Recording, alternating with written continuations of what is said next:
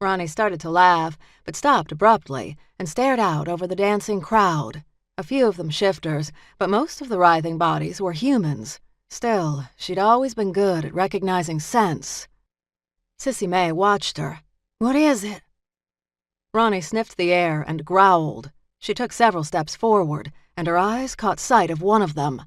She remembered the scar on his neck, bruises still on his face from his run-in with Shaw, and the persistent smell of gun oil.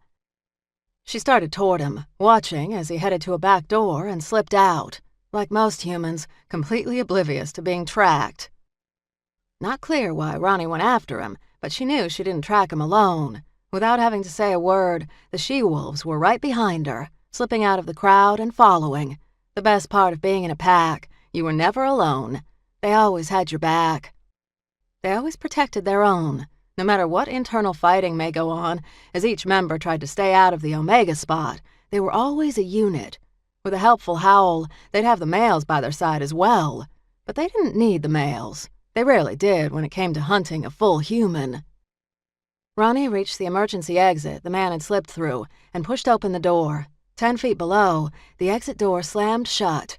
Ronnie grabbed the railing and leaped over it, landing in a crouch.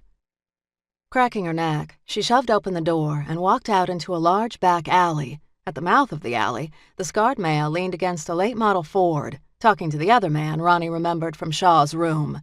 Each leaned over the roof, speaking in low tones. Ronnie sauntered over, loving the cold December air against her skin. She always got a little hot and bothered when she stalked. Nothing she loved better. Neither male realized she was there until she placed her hands on either side of the scarred male. Her fingers gripped the metal roof, and she barely held her claws in. She'd pull those out only when necessary. "Well, hello, darling," she purred in his ear. Stunned, both men froze. The male facing her quickly saw the other females behind her as they slowly made their way around the car, surrounding them as Ronnie surrounded the scarred human. He slowly turned, gripped her hands, and pushed her away. "Can I help you?"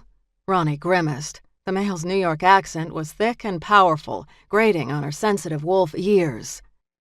"I was just wondering," she softly stated, while stepping close again, her hands resting on his chest as she leaned into his lanky body, "what your fascination with Brendan Shaw might be."